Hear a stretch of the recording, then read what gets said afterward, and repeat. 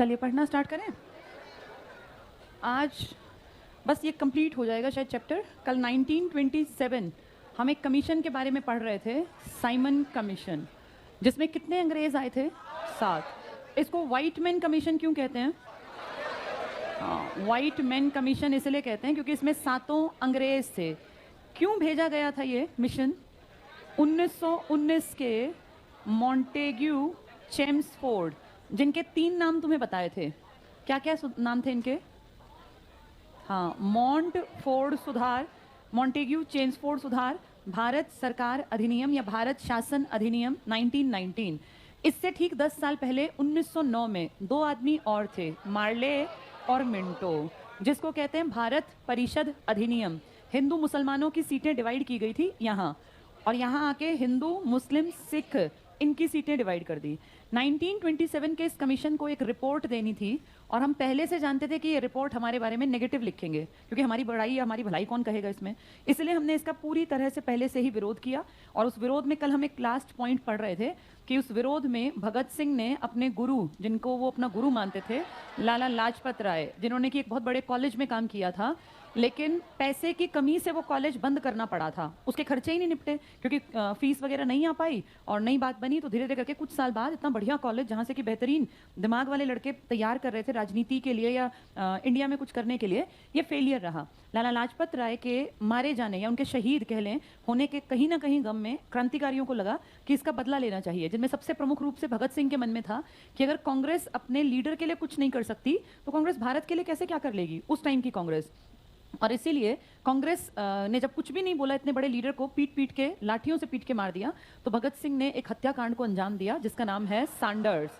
Sanders उस time assistant superintendent था, जैसे जो एसपी था ना, सुपरिटेंडेंट ऑफ पुलिस, वो तो था स्कॉट, एक अंग्रेज जिसका नाम था Scott. Bhagat Singh by face नहीं जानता था कि स्कॉट कौन है, उसे नहीं पता था। तो इसने प्लानिंग की कि भाई कैसे मारा जाए स्कॉट को। तो एक कोई था भगत सिंह के यार दोस्त जिसको पता था स्कॉट कौन है। आपने मूवी में देखा होगा कैसे वो स्कॉट की गलत फहमी में वो अपनी वो साइकिल पंचर होने का बहाना, और फिर वो कहता है जैसे ही स्कॉट बाहर आएगा मैं एक रुमाल गिरा दूंगा। वहीं पेड़ के पीछे भगत सिंह छिपे हुए थे। वो स्कॉट की किस्मत बढ़िया थी, आ तो वही रहा था, लेकिन उसके आगे के कमरे में से अचानक से सैंडर्स निकल आया और उसके आगे की तरफ चल पड़ा। भगत सिंह को पता ही नहीं अब स्कॉट और सैंडर्स कौन, और भगत सिंह ने जिसको शूट किया वो सैंडर्स था, वो उसके नीचे का अधिकारी था। खैर, अंग्रेज मारना था बड़े पद पर ताकि एक खौफ, एक डर इनमें बैठ जाए, और बाद में आगे जाके यही सैंडर्स हत्याकांड इनको फंसवा देगा। जब इनका वो एक बीच में से एक आदमी नहीं गवाही दे देगा, फिर पुराने सारे केस खुलेंगे, वरना सैंडर्स तो गुमनाम हो गया था मरने के बाद। सैंडर्स हत्याकांड में कोई पकड़ा थोड़ी था पुलिस ने, जो पकड़े उन सबने कह दिया हमने तो मारा नहीं। भगत सिंह इनके इसमें आ नहीं पाया था चाल में। सैंडर्स हत्याकांड वापस खुला था जब 1929 में असेंबली में बम फेंका था ना, और फिर जानबूझ के असेंबली में बम फेंकने के बाद इसने गिरफ्तारी दी थी।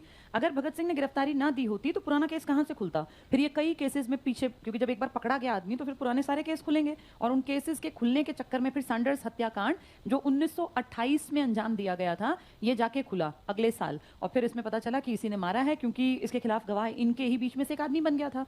और फिर अंग्रेज की हत्या का बदला तो इंडिया में सिर्फ एक सजा थी, फांसी की।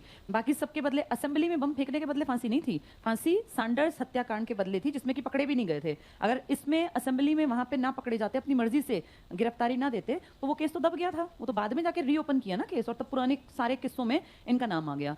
तो 1929 के बाद जहां एक तरफ भगत सिंह असेंबली में बम फेंक के गिरफ्तारी देंगे और जनता के प्यारे बनेंगे, उस टाइम पे दूसरी तरफ कांग्रेस के महात्मा गांधी और नेहरू जैसे लीडर्स को लगेगा कि अब इंडिया के लड़कों का, क्योंकि उस टाइम लड़के राजनीति में ज्यादा थे, कि इन सबका झुकाव भगत सिंह की तरफ हो गया। जगह जगह इनके बारे में लोग जो है अखबारों में पढ़ेंगे, जानेंगे, और लोगों के मन में एक झुकाव हो जाएगा, भगत सिंह जैसा बनना चाहिए, या भगत सिंह ग्रेट लीडर था। तो उस टाइम पे जनता का झुकाव जब इनकी तरफ होगा ना, तो कांग्रेस एक ऐसा ही दूसरा एक बड़ा स्टेप लेगी, और कांग्रेस कहेगी अब लोगों को अपनी तरफ अट्रैक्ट करने के लिए कोई हमें नया शब्द लाना पड़ेगा। और यहां जाके 1929 के दिसंबर में एक वर्ड आएगा ताकि जनता सोचे कि कांग्रेस बहुत अच्छा काम कर रही है, और वो शब्द यूज किया जाएगा, पूर्ण स्वराज, यानी पूरी तरह से अपना राज। पंडित नेहरू 31 अक्टूबर 1929, लास्ट ये 31 दिसंबर 1929, बिल्कुल लास्ट डे, रात 12 बजे, आज का पाकिस्तान तब का भारत था, रावी नदी के तट पर लाहौर में खड़े होते हैं, और इनके साथ कई 100 आदमी, और सब डिसीजन लेते हैं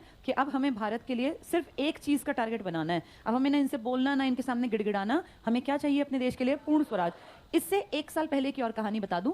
1927 में जिस कमीशन की नियुक्ति हुई, जिसका नाम था साइमन कमीशन, हमने इसका खुल के विरोध किया। ये 1928 की फरवरी में यहाँ आया, नवंबर में नियुक्ति की थी, पानी के जहाज में बैठ के फरवरी में आए, फिर अक्टूबर में वो हमारे लाला लाजपत राय जी का लाठीचार्ज, नवंबर में उनकी डेथ हुई। तो इस बीच में अंग्रेजों ने कहा कि तुम खुल के विरोध तो कर रहे हो, तुम कह तो रहे हो साइमन क्या है, साइमन क्या जाने हमारे बारे में, तो तुम इस लायक हो कि तुम अपने लिए खुद बना पाओ कानून, साइमन को तो तुम नहीं मान रहे। तो इन्होंने हमें चैलेंज किया कि अपने लिए कुछ करके दिखाओ, तब बोलने के लायक बनोगे। तो हमने कहा ठीक है, हम एक रिपोर्ट बनाते हैं, और उसका हेड बना दिया नेहरू के पिताजी को, मोतीलाल नेहरू, ML नेहरू। इन्होंने कहा ठीक है, तुम्हें अगर ऐसा लगता है कि हम काबिल नहीं है तो मैं एक रिपोर्ट बना देते हैं हम मिलके, और पूरा भारत उसको मान लेगा। तो अंग्रेजों को पता था कि इंडिया में हमने फूट डाल दी, अब ये कभी भी एक नहीं हो सकते, क्योंकि इसका अगर इतिहास उठा के पढ़ें तो अभी आप पढ़ के आए 1909 हिंदू मुसलमान अलग हैं, 1919 सिख भी अलग हैं। अब आप कुछ भी कर लो, इन सबको आप खुश कर ही नहीं सकते, चाहे आप कुछ कर लो, ये लड़ेंगे मरेंगे, ये एक नहीं होंगे। ये बात अंग्रेज जानते थे, इसलिए उन्होंने खुला चैलेंज दिया कि चलो मान लिया तुम साइमन की बात नहीं मानोगे तो तुम्हारी अपनी को रिपोर्ट तो बनाओ, कुछ लिख के दो, हमें दिखाओ कि तुम एक हो। तो हमने नेहरू रिपोर्ट तैयार की मोतीलाल नेहरू की अध्यक्षता में। इस रिपोर्ट को अंग्रेजों के सामने तब ले जाते जब हम पहले खुद सेटिस्फाई होते। ये रिपोर्ट जब पेश की गई ना दिल्ली में, तो ये सब विरोधी बन के खड़े हो गए आपस में, और तू मैं कर करके ये रिपोर्ट फेल हो गई। फिर भी उस फेल हुई रिपोर्ट को हमने अंग्रेजों के सामने रखा। तो फिर उस टाइम पर अंग्रेजों के सामने जब ये रिपोर्ट गई तो उन्होंने कहा क्या तुम्हारी इस रिपोर्ट से हिंदू खुश हैं, मुसलमान खुश हैं, सिख खुश हैं, ईसाई खुश हैं? तो ये बात थी, हमें पता था कि सब खुश नहीं है। तो उन्होंने कहा ये फालतू की रिपोर्ट है और हमें ये रिपोर्ट तुम्हारी लागू करने में कोई इंटरेस्ट नहीं है। अब हम अपनी बेइज्जती और क्या कराते हैं, हमने कहा भाई देखो इसको या तो तुम लागू कर दो, और नहीं तो हम अगले साल अपने देश में फिर एक ही शब्द यूज करेंगे। कौन सा शब्द? अंग्रेज जानते थे कि इनकी इस रिपोर्ट में कोई दम नहीं है, ये अपने आप ही इसके पक्ष में नहीं है, तो वो क्यों इसको लागू करते? तो इसलिए उन्होंने कहा ठीक है जो करना है कर लो। उसके चक्कर में हम लोगों को नया शब्द यूज करना पड़ा। कौन सा शब्द? पूर्ण स्वराज। जिस पे फिर हमने कहा कि हमें सिर्फ अपना राज चाहिए, अंग्रेज कोई नहीं है हमारे देश में रहने वाले। उस टाइम आपका देश दो हिस्सों में बट गया। कुछ लोग कांग्रेस के पूर्ण स्वराज की भक्ति करने लग गए, और कुछ लोग कहने लग गए भैया ये जो भगत सिंह जैसे लड़के हैं ना, ये देश को बदल सकते हैं, बाकी ये दिखावट तुम कितने सालों से कर रहे हो 1885 से कांग्रेस के नाम पे, ये देश को आजाद नहीं करा पाएगी। देश दो हिस्सों में बटने की कगार पर जब आया, फिर बीच बचाव किया कांग्रेस के गांधी जी ने, और फिर इसके कुछ दिन बाद आप जानते हैं भगत सिंह को फांसी हो गई, और फांसी के साथ ही हमारे देश के क्रांतिकारियों की जो एक इतिहास में एक अमर गाथा है ना, ये वहीं क्लोज कर दी गई। इसके बाद आपके देश में क्रांतिकारी नजर नहीं आए। 1930s की स्टार्टिंग के बाद आप देखो सिर्फ और सिर्फ कांग्रेस ने भारत पे अपने हिसाब से काम किया, यहाँ पे कोई क्रांति के नाम पे बड़ा आदमी पैदा नहीं हुआ। तो ये लास्ट एक ब्रिगेड थी जिसने की कोशिश की, काम किया। एक और आदमी आगे जाके दिखाई देंगे, सुभाष चंद्र बोस, लेकिन आप इनको क्रांतिकारी नहीं कहते, ये तो कांग्रेस के ही बड़े आदमी थे, और इनकी स्ट्रेटजी, इनका काम करने का तरीका अलग था, पर इन्होंने सदा कांग्रेस के ही फेवर में काम किया। भगत सिंह की तरह अलग से काम नहीं किया। जब इन्होंने देश से अलग काम किया ना, तो फिर ये विदेश ही चले गए, फिर ये देश में नहीं रुके, देश से बाहर चले गए जब इन्होंने INA बनाई। वो एक अलग किस्सा है, कभी उसके बारे में बात करेंगे। पहले यही पढ़ लेते हैं साइमन कमीशन वाला। कल हम थे पेज नंबर 14 पर थे, बता रहे हैं 13 कंप्लीट हुआ था, 14 पर साइमन कमीशन तक पहुंच गए थे ना। साइमन कमीशन पेज 14 का लास्ट हेडिंग है साइमन कमीशन। 1927 में कमीशन बना, आया कब था यहाँ? 1928 में, फरवरी में, और फिर लाला लाजपत राय जी की मृत्यु, हाँ अक्टूबर में वार, नवंबर में इनकी डेथ हुई है।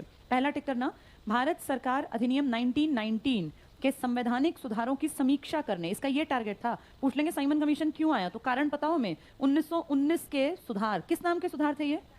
मॉन्टफोर्ड सुधार, मॉन्टेग्यू चेम्सफोर्ड सुधार, ये अंडरलाइन कर लो। इसी का नाम है भारत सरकार अधिनियम 1919 की समीक्षा करने और उनमें सुधार हेतु सुझाव देने के उद्देश्य से लॉर्ड इरविन, नेक्स्ट लाइन पीछे टिक करना, जॉन साइमन की अध्यक्षता में 8 नवंबर 1927 को 7 सदस्यीय साइमन कमीशन की नियुक्ति की गई। फरवरी 28 को आयोग मुंबई पहुंचा। तो कहां आया आयोग? पहले मुंबई, फिर आगे तक पूरा भारत कवर करके लाहौर जाएगा अक्टूबर नवंबर में।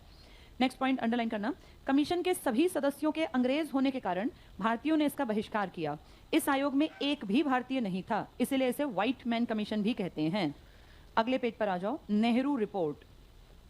पहला पॉइंट टिक करना, भारत सचिव लॉर्ड बिरकिंग हेड द्वारा, नाम नहीं पूछेंगे बस टिक कर लो, ब्रिटिश संसद में भारतीयों को एक सर्वसम्मत संविधान बनाने में अक्षम, क्या कहा कि इंडियंस काबिल ही नहीं है, अक्षम बताए जाने पर इसे चुनौती मानते हुए देश के सभी दलों ने सर्वसम्मति से मोतीलाल नेहरू की अध्यक्षता में 1928 में मुंबई में नेहरू समिति गठित की। समिति तो गठित कर ली, लेकिन क्या इसकी रिपोर्ट पे हम एकजुट हुए? नहीं, हमारे आपस में ही फूट पड़ गई थी। नेक्स्ट पॉइंट टिक करना। इसके प्रमुख सदस्य थे जवाहरलाल नेहरू, तेज बहादुर सप्रू, बहुत बहुत इंपॉर्टेंट नाम है तेज बहादुर का, एक बार इसको थोड़ा सा सुन लो, ये एग्जाम्स में आता है। तेज बहादुर सप्रू बहुत पढ़े लिखे थे, लॉयर थे पेशे से, और ये वो आदमी हैं जो लंदन लगातार 3 साल गए, 1930, 1931, 1932, ये तीनों आरटीसी में राउंड टेबल कॉन्फ्रेंस, फर्स्ट में भी, सेकंड में भी, थर्ड में भी, पूरे इंडिया से गांधी भी नहीं गए तीनों में, सिर्फ सेकंड में गए, ना नेहरू गए, कोई बड़ा लीडर नहीं गया, सिर्फ 2 आदमी गए थे आरटीसी में लगातार। इनमें से पहला नाम था अंबेडकर जी का, BR अंबेडकर, ये तीनों आरटीसी में हिस्सा लेने वाले, और दूसरे थे तेज बहादुर सप्रू। ये दोनों इंपॉर्टेंट आदमी हैं, ये कहीं भी इनके नाम के पास लिख लो, ये जहां लिखा ना तेज बहादुर सप्रू, यहाँ ऊपर लिख लो तीनों राउंड टेबल कॉन्फ्रेंस आरटीसी गोलमेज सम्मेलन में भाग लेने वाले, तीनों गोलमेज सम्मेलनों में भाग लेने वाले। 2 ही इंडियन हैं बस, या तो अंबेडकर जी या फिर तेज बहादुर सप्रू, ये भी लॉयर थे, और अंबेडकर जी तो आप जानते ही हैं बहुत पढ़े लिखे काबिल आदमी थे। तेज बहादुर सप्रू तीनों आरटीसी में हिस्सा लेने वाले। कितने इंडियंस हैं? 2। गांधी किस में गए थे? सेकंड में, सिर्फ थर्ड तो बुलाए ही नहीं, फर्स्ट में हम खुद नहीं गए। अगला इसी में टिक करना, सुभाष चंद्र बोस लिखा है, SC बोस, और इसी में आगे टिक कर लो MR जयकर, ये भी बहुत बड़ा नाम है, MR जयकर। नेक्स्ट पॉइंट टिक करना, समिति ने अगस्त 1928 में एक संवैधानिक रिपोर्ट लखनऊ में प्रस्तुत की, इसे नेहरू रिपोर्ट कहा जाता है। अगले पॉइंट की तीसरी लाइन को टिक करना, 1928 में कलकत्ता में हुए सर्वदलीय सम्मेलन ने नेहरू रिपोर्ट को मंजूर नहीं किया। तो क्या सब लोग मान गए नेहरू रिपोर्ट को? हम खुद ही नहीं माने, अंग्रेजों का चैलेंज हम एक्सेप्ट नहीं कर पाए बढ़िया तरीके से। अगले पॉइंट का छठा पॉइंट टिक करना, अगले पॉइंट में सांप्रदायिक निर्वाचन प्रणाली की समाप्ति, ये कह रही थी नेहरू रिपोर्ट। सांप्रदायिक निर्वाचन के बीज किसने बो दिए थे, कौन से सन में?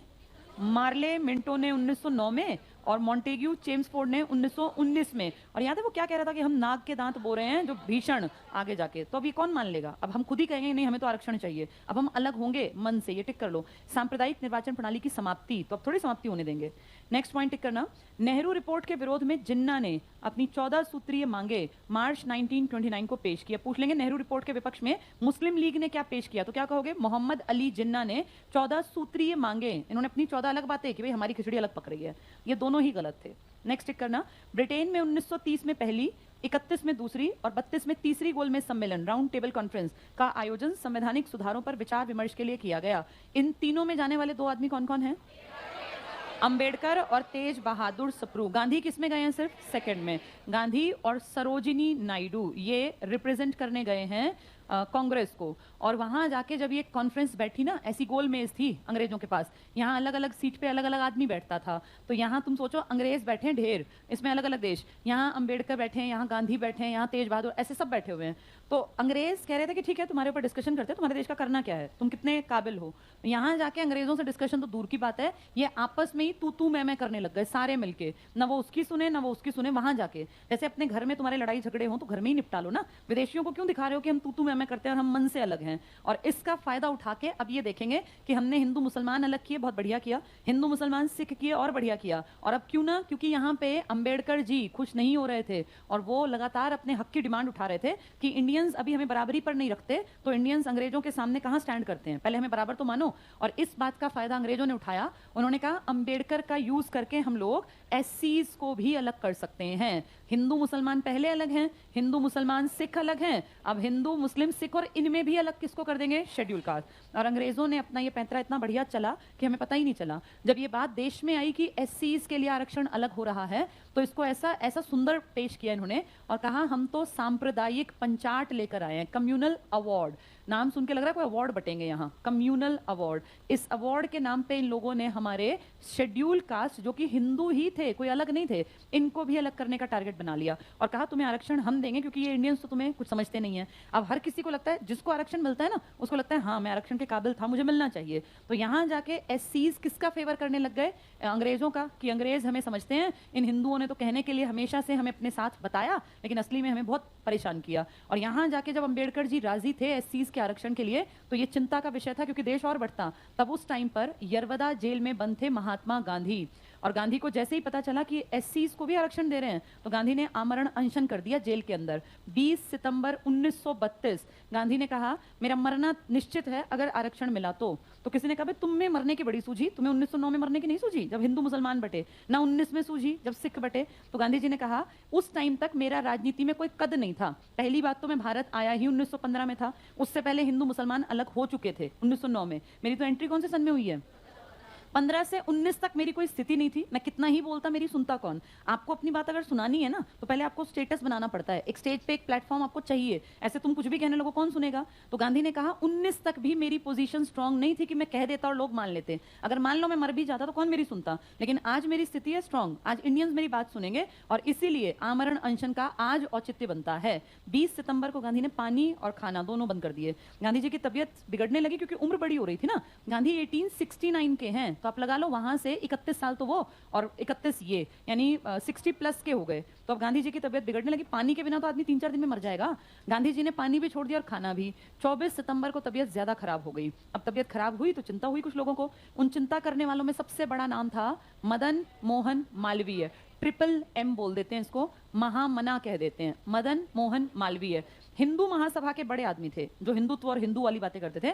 इनको चिंता हुई और इन्होंने अंबेडकर जी से जाके कहा अंबेडकर तुम उम्र में भी छोटे हो और तुम राजनीति में भी बाद में आए हो, गांधी तुमसे बड़े भी हैं, समझदार भी हैं, और गांधी एक अगर कोई बात कह रहे हैं तो कम से कम सुन तो लेनी चाहिए ना क्या कह रहे हैं। अंबेडकर जी को राजी कर लिया और अंबेडकर जी चल पड़े यरवदा जेल की तरफ। तो अंबेडकर अपने घर दफ्तर से जेल में आए हैं, यरवदा जेल में। किससे मिलने के लिए आए हैं ये? गांधी। अब गांधी को समझ में आ गया, भाई गांधी भी बड़े लीडर, अंबेडकर भी, कि बिना बैठ के बातचीत किए तो बात बननी नहीं है। तो दोनों ने बैठ के बातचीत की यरवदा जेल में। और इस यरवदा जेल की जो लोकेशन है ना, आज भी ये लोकेशन एज इट इज है वहीं पर, ये पूना में पड़ती है यरवदा जेल, और अभी भी यहाँ पे कैदी रहते हैं। आपने संजू मूवी देखी थी?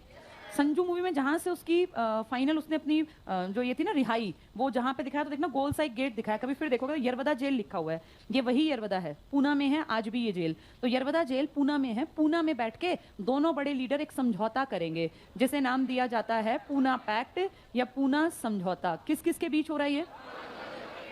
अब अंबेडकर जी भाई इतने सालों से दुखी हैं तो हर आदमी के मन में भड़ास होती है, वो सारी बातें कहेंगे गांधी को कि आपने तब क्यों नहीं बोला जब ऐसा हुआ, आप तब कहाँ थे।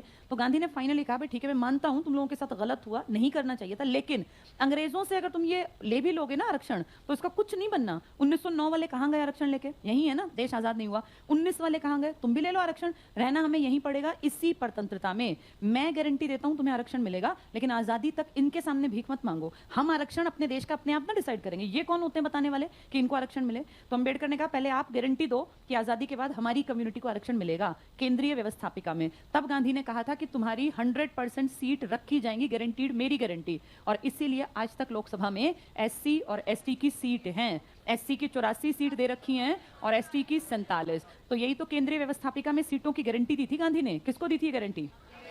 इसीलिए जगह जगह लिखा होता है आरक्षण कोई भीख नहीं, पूना पैक्ट का वादा है। तो आपने कोई भीख नहीं दे रखी, ऐसा वो लोग कहते हैं जो एससीज के लिए काम करते हैं कि आप ये इसको भीख ना समझें, ये आपने पूना में पैक्ट किया था। तो आरक्षण का मुद्दा कौन से पैक्ट के बाद कंफर्म हो गया कि चलेगा? पूना पैक्ट। किस किस के बीच हुआ ये?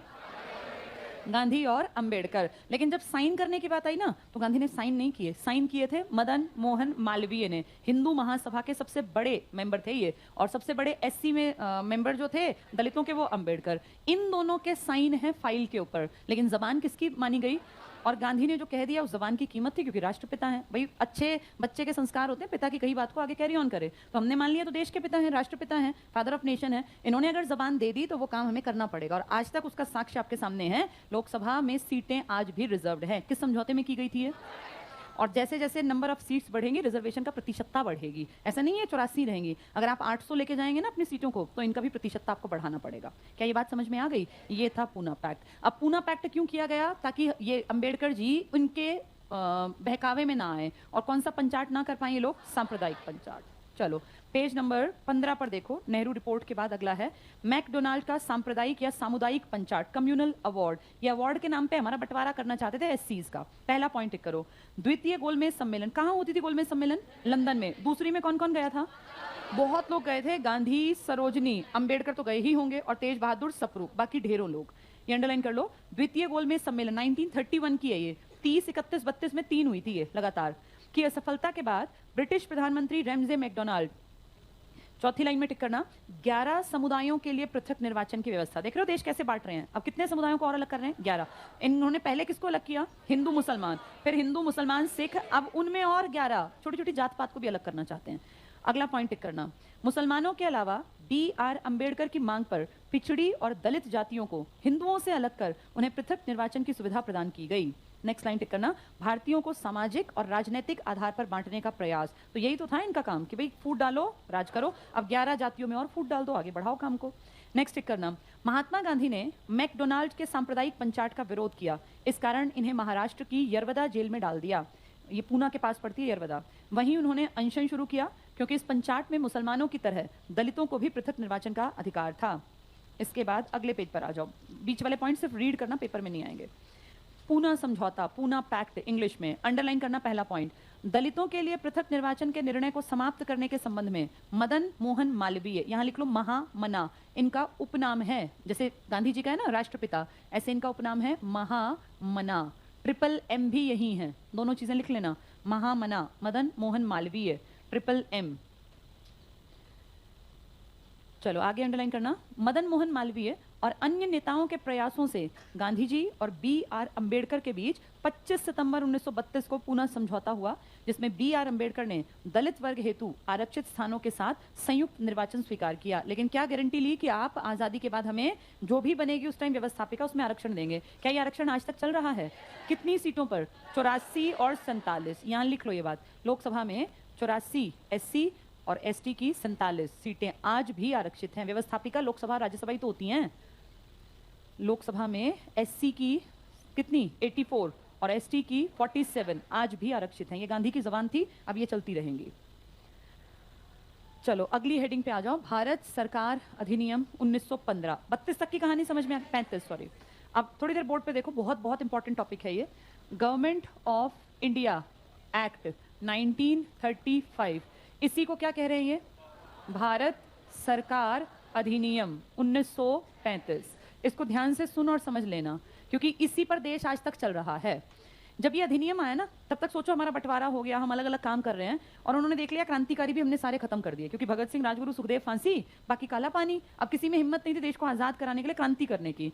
इस दौर में अंग्रेजों ने बहुत प्लान करके और आपके लिए एक बहुत बड़ा चेंज किया, जिसको उन्होंने कहा ये एक नया एक्ट है। पहले याद है चार्टर एक्ट आते थे, अब ये लाते हैं गवर्नमेंट ऑफ इंडिया एक्ट, क्योंकि ये सरकार है, वहां महारानी की तो सरकार है, यही यहाँ सरकार चला रहे हैं। जब ये आया ना, इसमें ढेर बातें कही गई। अगर मैं आपको कहूं असलियत में, तो जो आज भारत का कॉन्स्टिट्यूशन है ना, संविधान, उसका बेस यही है। आपने बाद में आजादी के बाद आज तक आप जिस कॉन्स्टिट्यूशन को फॉलो कर रहे हैं ना, उसका बेस ये उठाया यहाँ से। तो अगर पूछेंगे संविधान का मूल कहाँ पर है, तो तुम कहोगे भारत सरकार अधिनियम 1935 में। इसमें उस टाइम पर ढेरों आर्टिकल, जैसे आज तुम्हारी किताब में कितने आर्टिकल हैं? 395, यहाँ भी 300+ आर्टिकल्स थे। तुम्हारी आज अनुसूचियां हैं, भाग है ना, यहाँ भी अनुसूचियां भाग थे। ये मान लो ये एक बेस तैयार कर दिया अंग्रेजों ने और कहा इसके अनुसार भारत चलेगा।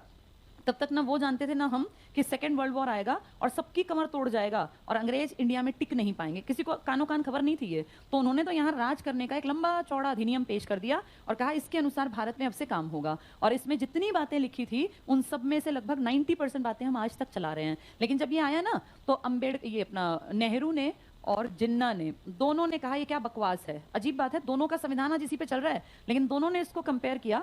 नेहरू ने कहा ये एक ऐसी गाड़ी है जिसमें ब्रेक नहीं है, इंजन है पर ब्रेक नहीं है, यानी फालतू है, वो तो जाके एक्सीडेंट होगा ही होगा। इन्होंने कहा ये बिल्कुल गला सड़ा सा एक्ट लाए हैं, क्या बकवास एक्ट है। यानी कोई भी राजी नहीं हुआ जब गवर्नमेंट ऑफ इंडिया एक्ट 1935 आया। इस एक्ट के बेसिस पर आपके देश में चुनाव कराए गए और उस टाइम पर 11 प्रांत, तब आपके यहाँ राज्य नहीं थे ना यूटी थे, आपके यहाँ प्रांत थे, तो इन्होंने 11 प्रांतों में इलेक्शन कराए अंग्रेजों ने, और इसमें आप लोगों ने हिस्सा लिया। इन 11 में से 8 में कांग्रेस जीत गई। तो इससे एक बात क्लियर हुई कि देश की जनता किस पार्टी का साथ दे रही है। अब तो वैसे भी भगत सिंह जैसे लड़के तो है ही नहीं ना, कोई ऑप्शन ही नहीं है, अकेली एक पार्टी है, उसी के साथ सब चलेंगे।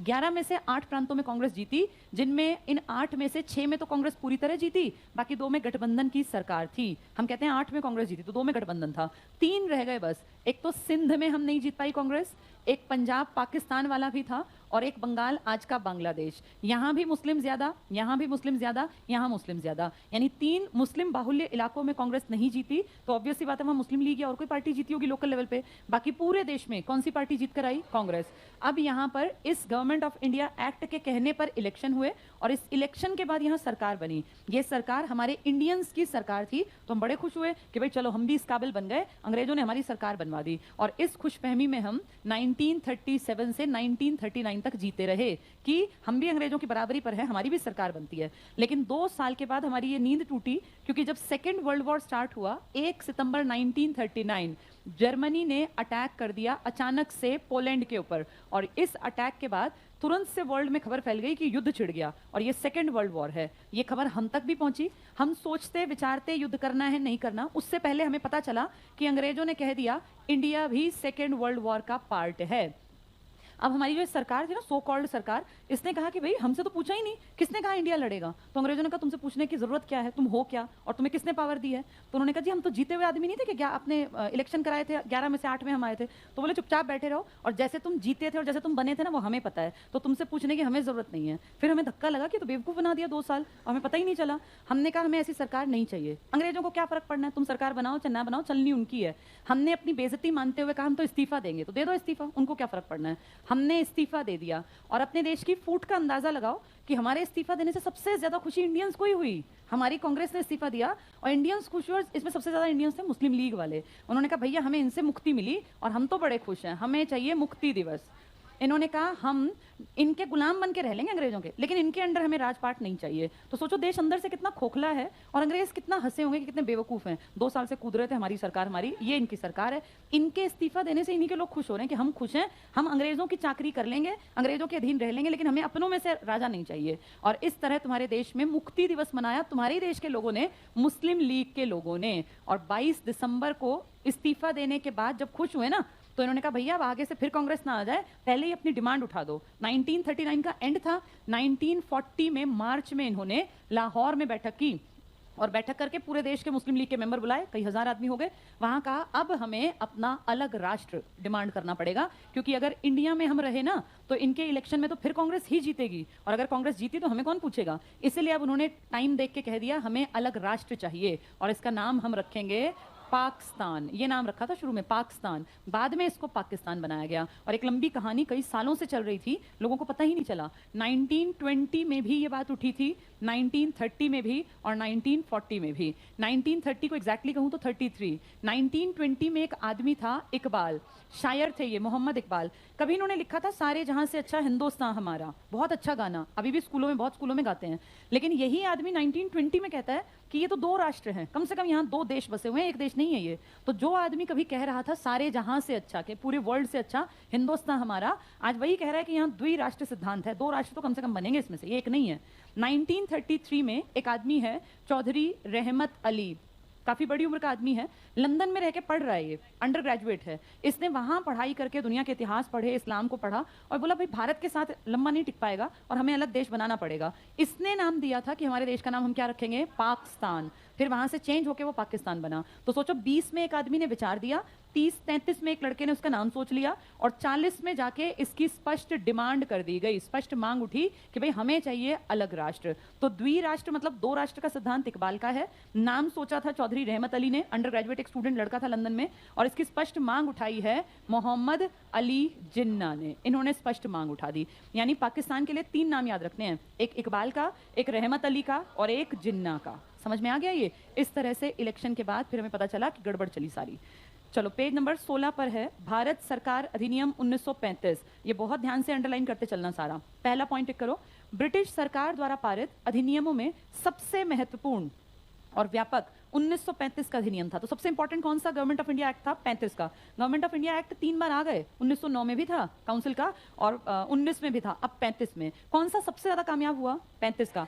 आज तक हमारे संविधान का बेस हम मानते हैं गवर्नमेंट ऑफ इंडिया एक्ट 1935, चाहे हमने तब सड़ा गला कहा, बिना ब्रेक का इसको कहा इंजन, लेकिन आज हम कहते हैं नहीं भाई इसमें बहुत अच्छी बातें थी।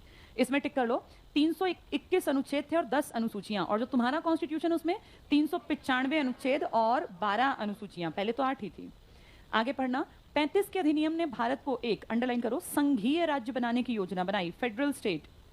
जिसमें भारतीय ब्रिटिश शासित प्रांतों के अतिरिक्त देशी राज्यों को भी शामिल करना था। ऐसा ही तो हुआ बाद में। नेक्स्ट चेक करना, देशी रियासतों के लिए, नेक्स्ट लाइन, जहां ऐच्छिक था वहीं ब्रिटिश शासित प्रांतों के लिए अनिवार्य था भारत बनना। संघीय व्यवस्था अनेक कारणों से कार्यान्वित नहीं हो सकी। क्या आज़ादी के बाद हमने सेम चीज़ नहीं की थी क्या? हमने क्या कहा था?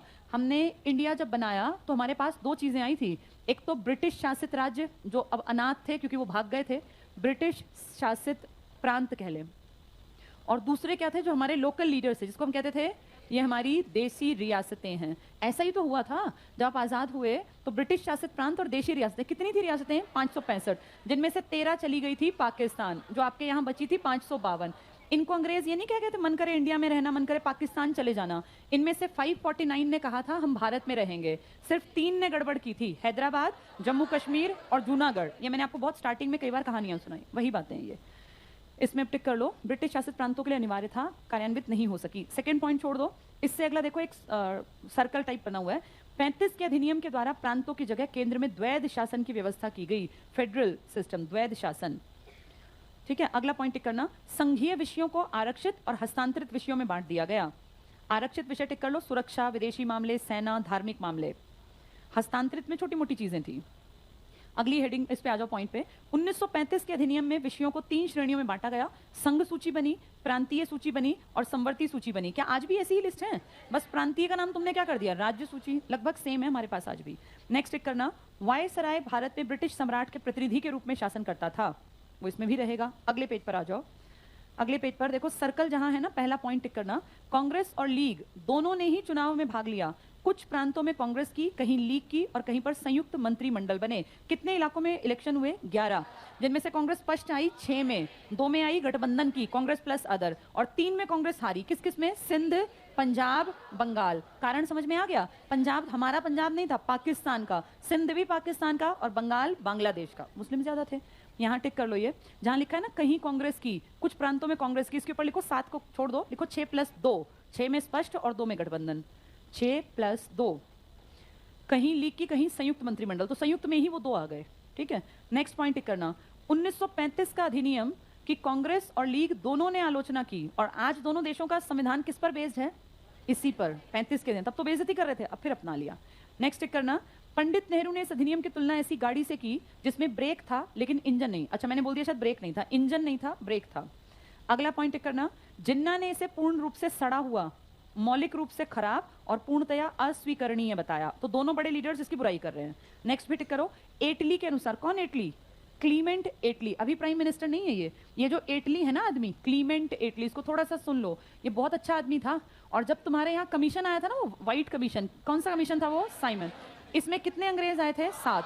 इनमें एक तो जॉन साइमन था, एक ये भी था। ये आदमी अपने देश में ना लेबर पार्टी का आदमी था। लेबर जो मेहनत करने वाले लोग होते हैं, लेबर पार्टी का आदमी था ये। और ये कभी पहले से राजनीति में बड़ा चेहरा था। सोचो, साइमन कमीशन का मेंबर था, अब ये फिर एटली कह रहे हैं। और जब तुम्हारा देश आजाद होगा ना 1947 में, तब ये वहां के प्राइम मिनिस्टर बन जाएंगे। तो जब तुम्हारा देश आजाद हुआ तो वहां का पीएम कौन है? क्लीमेंट एटली। किस पार्टी के हैं ये? Labour party. ये बहुत बार क्वेश्चन आता है, भारत की आजादी के समय ब्रिटेन के पीएम कौन थे? क्लीमेंट एटली। पहले ये मेंबर था वहां, मेंबर ऑफ पार्लियामेंट, बाद में जाके पीएम बने। ये टिक कर लो। एटली के अनुसार यह अधिनियम अविश्वास पर आश्रित है, यानी एटली भी खुश नहीं थे। एटली किस कमीशन के मेंबर बन के आए थे? ये यहीं लिख लो, ऊपर इसी पेज पर लिखो, क्लीमेंट एटली लेबर पार्टी के सदस्य थे। क्लीमेंट एटली लेबर पार्टी के सदस्य थे। 1927 के साइमन कमीशन के भी सदस्य थे। क्लीमेंट एटली लेबर पार्टी के सदस्य थे, 1927 के साइमन कमीशन के भी सदस्य थे। नेक्स्ट पॉइंट में लिखो, 1947 भारत की आजादी के समय, 1947 भारत की आजादी के समय ये ब्रिटेन के प्रधानमंत्री भी थे। 1947 भारत की आजादी के समय ये ब्रिटिश प्रधानमंत्री थे। तो 3 जगह इनका नाम आया, कहां कहां? साइमन कमीशन में है, लेबर पार्टी में है, और जब हम आजाद हुए तब ये प्रधानमंत्री है। चलो आगे अगला पॉइंट टिक करना, 35 के अधिनियम के द्वारा भारत को एक देश और यहाँ के लोगों को एक राष्ट्र मानने के सिद्धांत की संयोगवश पुष्टि हो गई कि ये एक देश बनेगा। एटली घोषणा पे आ जाओ, कौन एटली? क्लीमेंट एटली। किस पार्टी का? Labour party. जब हम आजाद हुए तो क्या थे ये अपने देश के प्रधानमंत्री। ये घोषणा पता है क्या करेंगे? ये कहेंगे इंडिया को हम खाली कर देंगे 30 जून 1948 को, लेकिन फिर ये इससे पहले ही भारत छोड़ के चले जाएंगे और आप आज़ाद हो जाएंगे 15 अगस्त 1947। अगर 47 की शुरुआत की बात करूं, फरवरी की, मार्च की, तो उस टाइम ये सेकेंड वर्ल्ड वॉर का कारण है हमारी आज़ादी। हमारी आज़ादी हमने नहीं हासिल की, बहुत सारे लोग ये जानते ही नहीं है। स्कूलों में हमेशा पढ़ाया था भारत आज़ाद हुआ, अब ऐसा ना पढ़ाएं तो देश की इज्जत ना करे बच्चे, इसलिए ऐसे ही पढ़ाया जाना जरूरी है। लेकिन जब आप बड़े हो जाए ना तो आपको पता चलना चाहिए कि देश आज़ाद हुआ कैसे था। असलियत ये है कि 1945 के बाद आपके देश में कुछ बड़ा हुआ ही नहीं था। इनफैक्ट अगर मैं सच में कहूँ तो 42 के बाद हमने क्या बड़ा किया था? भारत छोड़ो आंदोलन के बाद हमने, जनता ने कुछ नहीं किया। 45-46 में नौसेना ने विद्रोह किया, मान लिया, और उन्हें जी जान लगा दी देश की आज़ादी के लिए। लेकिन आप, अगर मैं और आप अपनी बात करें, हम जो जनता थी उस टाइम की, उन्होंने तो लास्ट बड़ा आंदोलन चलाया था क्विट इंडिया मूवमेंट, जिसे आप कहते हैं भारत छोड़ो आंदोलन। और ये भी क्या आंदोलन था, इसको भी सुन लो। ये आंदोलन स्टार्ट करने के लिए बहुत बड़ी भीड़ इकट्ठी हुई थी मुंबई में। एक जगह थी जिसका नाम था ग्वालियर टैंक। महात्मा गांधी यहाँ स्टेज पर थे और हजारों लोगों का हुजूम उमड़ा था उनकी बात सुनने के लिए। ये सेकेंड वर्ल्ड वॉर का पीक टाइम था, क्योंकि सेकेंड वर्ल्ड वॉर 1939 से 45 तक चला। सोचो, ये बिल्कुल वो टाइम था जब पार्टीज में ये था कि बस मारकाट मचा रखी है, कि कौन जीतेगा कौन हारेगा भी क्लियर नहीं है। इस टाइम तक Germany, Japan, Italy, America, Russia, Britain, China, France बहुत बुरी तरह लड़ रहे थे। उस टाइम पर अंग्रेज जब फंसे हुए थे सेकेंड वर्ल्ड वॉर में, गांधी जी ने कहा हम यहाँ इनको दुखी करते हैं और एक आंदोलन छेड़ देते हैं, जिसको क्या नाम देंगे? मुंबई के ग्वालियर टैंक में हजारों लोगों की भीड़ के सामने माइक पे गांधी जी खड़े हुए स्टेज पे, और गांधी ने कहा था यहाँ कि भाई या तो देश को आजाद करा लो या मर जाओ। अब गांधी कह रहे हैं मरने तक की स्थिति आ गई। पहले गांधी ने कभी मरने की बात नहीं की। गांधी कहते थे हमेशा हिंसा से बचो, कोई तुम्हें एक चांटा मारे तो दूसरा चांटा भी खाने को तैयार रहो। लेकिन अब गांधी कह रहे हैं देश आजाद करा लो, और ना कराया जाए ना तो मर जाओ। मरने का मतलब ये नहीं जाके कहीं कूद जाओ, इसका मतलब है अंग्रेजों से लड़ो, और अगर वो तुम्हें मारे तो तुम जवाबी कार्यवाही करो। ये गांधी इनडायरेक्ट कह रहे हैं कि आजादी के लिए अब कुछ भी करना पड़े वो करने को तैयार रहो। गांधी ने ये नारा दिया, एक तो यही नारा अंग्रेजों भारत छोड़ो, और दूसरा नारा करो या मरो। महात्मा गांधी ने जिस दिन ये नारा दिया 8 अगस्त 1942, रात होते होते पूरे देश में फैल गया। भाई गांधी ने एक इंस्ट्रक्शन दे दी कि मरना पड़े लड़के मरना, ऐसे ही मत मरना, यानी अब लोग हिंसा करेंगे। ये बात जैसे ही अंग्रेजों तक पहुंची, अंग्रेजों ने तुरंत रात के 12 बजे ऑपरेशन जीरो आर चलाया और कहा उठा लो बड़े बड़े सारे लीडर्स को, कल इनको, जनता को कोई लीडर ना मिल जाए इंस्ट्रक्शन देने वाला। जनता ना एक भीड़ होती है, जनता ताकत तब है जब उनको लीड करने वाला सामने कोई नेता हो, अदरवाइज जनता कुछ नहीं है।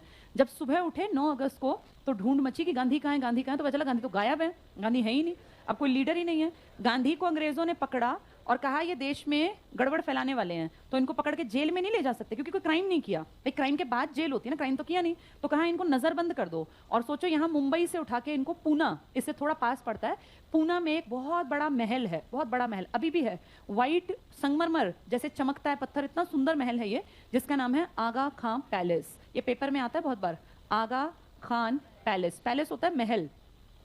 यहाँ ले गए गांधी को, और गांधी को कहा गांधी जी आप किसी से मिलेंगे नहीं, आप नजरबंद हैं, ना कोई आपसे मिल सकता ना आप मिल सकते। पूरा महल है बड़ा, अभी भी कोई घूमने जाए तो यहाँ 10-15 रुपए की टिकट लगती है, आम आदमी जा सकता है। और गांधी की पत्नी की अंतिम सांस यहीं पर है, क्योंकि वो यहीं एक्सपायर हो जाएंगी 1942 के इस आंदोलन के दौरान ही। तो महात्मा गांधी समेत सारे बड़े लीडर कहाँ बंद कर दिए गए? आगा खां पैलेस, पूना में नजरबंद, कोई इनसे मिल नहीं सकता। जेल में तो मिलना संभव है, या मिलना भी संभव नहीं है। अब सोचो 9 तारीख को लोगों को कोई नहीं मिला जो इनको लीड कर पाए। तो जो सेकंड लाइन के लीडर्स थे ना, जैसे सबसे आगे फ्रंट पे होते हैं तगड़े लीडर्स जिनकी एक इशारे पे लोग मर और लड़ सकते हैं, फिर होते हैं सेकंड लाइन के लीडर्स जो प्रभावित तो करते हैं लेकिन उनका एक्सपीरियंस कम होता है, एज कम होती है, मैच्योरिटी कम होती है। अब ये सेकंड लीड के लीडर्स आ गए, और जहां सेकंड लीड के लीडर्स आएंगे वहां मारकाट बढ़िया वाली मचेगी। तो 9 तारीख को हमारी जनता जो थी वो पागलों की तरह घुस गई इनके, अंग्रेजों के जहां जहां पोस्ट ऑफिस थे ये थे सब तोड़ दिया, जला दिए, खूब पीटे अंग्रेज, मारकाट मची। हाँ ये सच्चाई है, बहुत सारी जगह हमें भी मारा अंग्रेजों ने, लोगों को शूट कर दिया, जैसे एक डर बिठाने के लिए जहां जहां गड़बड़ थी।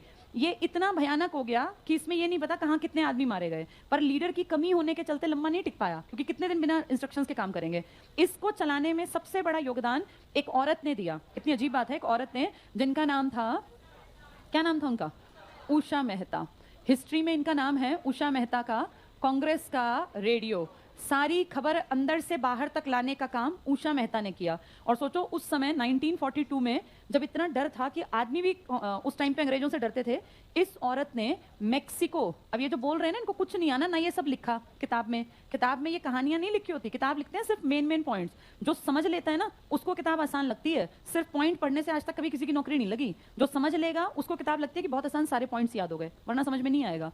तो ये जो महिला है उषा मेहता, इसने मेक्सिको के रेडियो चलाने वाली एक पूरी टीम को कांटेक्ट किया। मेक्सिको मतलब अमेरिका, उत्तरी अमेरिका, नॉर्थ अमेरिका का एक देश, और वहां से इसने सारे साधन मंगवाए और इसने कहा कि मुझे किसी भी तरह से गांधी की रिकॉर्डिंग्स करनी है, गांधी के इंस्ट्रक्शंस, और वो जनता तक पहुंचाने हैं। अब गांधी तो उस बड़े से महल में बंद थे, आगा खां में, इसके आसपास पुलिस सिक्योरिटी के बीच में सोचो इस महिला ने कहीं कहीं पे अंडरग्राउंड खुदाई करके और सारा इंस्ट्रूमेंट सेट करवाया, क्योंकि रेडियो को ऐसा नहीं होता कि एक जगह रख दिया और चल गया, इसके सिग्नल्स भेजना, फिर वो कैसे रिसीव करेंगे, ट्रांसपॉन्डर्स कैसे काम करेंगे, बहुत बड़ा टेंशन है ये। इस महिला ने ये सारा काम एक टीम की मदद से किया और इस तरह से यहाँ एक तरह से रेडियो स्टेशन बन गया। लेकिन ये पुलिस की अगर नजर में आ गया तो ये खत्म हो जाएगा। ये सब अंडरग्राउंड किया जा रहा है, किसी को कानो कान खबर नहीं है। कोई एक आदमी अंदर अपने फेवर में किया, किसी को पैसे दिए, जैसे भी उसने किया होगा, और गांधी जी की आवाज को रिकॉर्ड करवाया। गांधी जी क्या इंस्ट्रक्शन दे रहे हैं लोगों को, सोचो अंदर भी पुलिस तैनात है हर एक कमरे के आसपास, तो वहां रिकॉर्ड करना एक टेप में और फिर उसको बाहर तक पहुंचाना, ये एक बहुत रिस्की काम था। इस औरत ने ऐसा किया और यहाँ से फिर गांधी जी की आवाज को पूरे देश में रेडियोस पे सुनना पॉसिबल हुआ। तो ये रेडियो अंग्रेज भी तो सुनेंगे ना, तुम इंडियन थोड़ी सुनोगे, अंग्रेजों ने भी सुना कि गांधी कहाँ बोल रहा है, इसका मतलब गड़बड़ चल रही है। तुरंत से छापा मारा, रात में इसको यहाँ से हटाना, क्योंकि पकड़ा गया तो सारा सामान खत्म, और सामान खत्म तो अगले दिन रिकॉर्डिंग कहाँ से होगी। फिर 4-5 दिन बिल्कुल अंडरग्राउंड हो जाओ, पता ना चले कहाँ है वो आदमी जो ऐसा कर रहे हैं। 4-5 दिन बाद जब पुलिस शांत बैठ जाए, फिर कहीं दूसरे एरिया में ऐसे ही अंडरग्राउंड खोद के फिर से सारा सिस्टम जमाओ, फिर से कोई रिकॉर्डिंग अंदर से करवाओ, और फिर उसको इंस्ट्रक्शंस को बाहर। 4 महीने रिस्क पे अपनी लाइफ को रख के इस औरत ने ये काम किया। बाद में इनका नाम बहुत बड़ा हुआ, इनको अंग्रेजों ने खैर पकड़ लिया, इनसे सारी चीजें पूछी, भाई कहाँ से रेडियो तुमने सेट करवाया, कैसे, कौन इंजीनियर थे, इन्होंने किसी का नाम नहीं बताया। बाद में इनको फिर काले पानी भी भेजा गया, जैसे टॉर्चर करने के लिए तो अंग्रेज कुछ भी कर सकते थे। फाइनली जब देश आजाद हुआ तो कहा इन्होंने सबसे बड़ा रोल प्ले किया लोगों को इंस्ट्रक्शंस दिलवाने में। और उस दौर में जब सारे बड़े लीडर्स अंडरग्राउंड थे, क्योंकि अंग्रेजों ने पकड़ लिया तो भाग गए या तो पकड़ लिए, उस टाइम पे फिर कहा था ये कांग्रेस का रेडियो के रूप में इन्होंने काम किया। किस औरत ने? उषा मेहता ने। तो ऐसे बहुत सारे लोग हैं जिनके योगदान लिखे भी नहीं है, गायब हो गए। पता नहीं कितनी औरतें, कितने आदमी थे जिनके नाम भी नहीं हिस्ट्री में आए। ये 1942 के आसपास की घटनाएं हैं। चलो पढ़ेंगे आगे। एटली की घोषणा 1947, पहला पॉइंट टिक करना। ब्रिटेन में प्रधानमंत्री एटली किस पार्टी के हैं? ये लेबर पार्टी ने हाउस, पूरा लिख लो, हाउस सा बना लो, हाउस ऑफ कॉमन्स में फरवरी 1947 में ऐतिहासिक घोषणा करते हुए कहा कि, ये घोषणा हमारे काम की है, अंग्रेज 30 जून 1948 के पहले ही उत्तरदायी लोगों को सत्ता हस्तांतरित करने के बाद भारत छोड़ देंगे। यानी हम तुम्हें आजाद करेंगे, पावर देंगे तुम्हें, ट्रांसफर। हाँ, इसे कहते हैं ट्रांसफर हुई पावर। आजाद नहीं हुए हम, आजादी होती है पीटना, मारना, मार काट मचा के भगा देना। जैसे हम लोगों ने आजादी गोवा की हासिल की है, क्योंकि गोवा में हमने मारकाट करके अपना हिस्सा लिया। लेकिन ब्रिटिशर्स से हमारी मारकाट नहीं हुई, जो पहले हो गई सो हो गई, उसमें हमें आजादी नहीं मिली। लेकिन अंग्रेजों ने खुद कहा कि हम तुम्हारे सेंसिबल और रिस्पॉन्सिबल लोगों को पावर को ट्रांसफर करके चले जाएंगे। ये बड़े होकर समझ में आता है कि आजादी ली नहीं गई है, आजादी तो उनको देनी पड़ी। हमने ऐसा नहीं कि मारकाट मचा रखी थी इसीलिए क्योंकि सेकंड वर्ल्ड वॉर ने सबको कमजोर कर दिया। अब वो भारत पे राज करने के लायक नहीं थे, इसीलिए ट्रांसफर कर गए पावर का, वरना वो भी जाने वालों में से नहीं थे। ये टिक कर लो, हस्तांतरित करने के उपरांत। नेक्स्ट पॉइंट की सेकंड लाइन टिक करना। लॉर्ड माउंटबेटन को भारत का वायसराय नियुक्त किया गया। तो माउंटबेटन भारत आए कब? 1947 में। लिख लो यहाँ 47 माउंटबेटन योजना। देखो, हमें अलग तो होना था, ये तो कंफर्म था, हमें और पाकिस्तान को। कोई भी अब इकट्ठा रख नहीं सकता था, चाहे कोई कितना ही बड़ा लीडर था। लेकिन इसमें नाम बदनाम किसका हुआ है? योजना का नाम क्या रख दिया? माउंटबेटन योजना। इसी को कहते हैं भारत पाक विभाजन योजना। पेपर में आता है भारत पाक विभाजन योजना का क्या नाम था? Mountbatten plan. इसी को कहते हैं माउंटबेटन प्लान। 3 जून 1947 को ये पेश किया गया था और इस आदमी के नाम पे आपको अलग किया गया। जबकि असलियत ये है कि हमें तो अलग होना था, क्योंकि हमारे यहाँ वो जो बीज बो रखे थे ना 1909 में, उसका पेड़ अब भारी भरकम वट वृक्ष बन गया था, जो अब नुकसान करना ही करना था जिसको। चलो, ये 2 पॉइंट्स ज्यादा हो जाएंगे, कल पढ़ाऊंगी इसको और आजादी को।